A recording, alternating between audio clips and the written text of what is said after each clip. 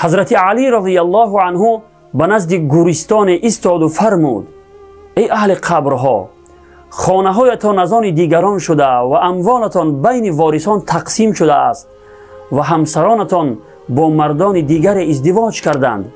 پس از حال خودتان به ما خبر دهید ای اهل قبرها. برادران و خواهران عزیز، قبرها که سخن نمی گویند.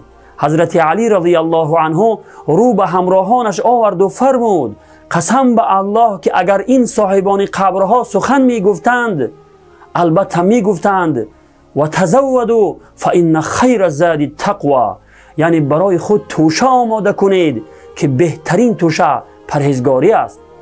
پس ای کسی که خبر مرگ دیگران را میشنوی و یا در جنازهش حاضر میشوی، چرا از آن عبرت نمیگیری؟ چرا برای این سفر دور و دراز آخرت توشه خود را از عملهای نیک و صالح آماده نمی کنی؟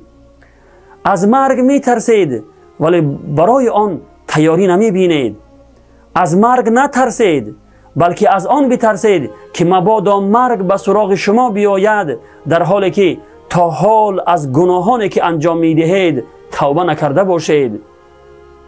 و السلام علیکم و رحمت الله و برکاته.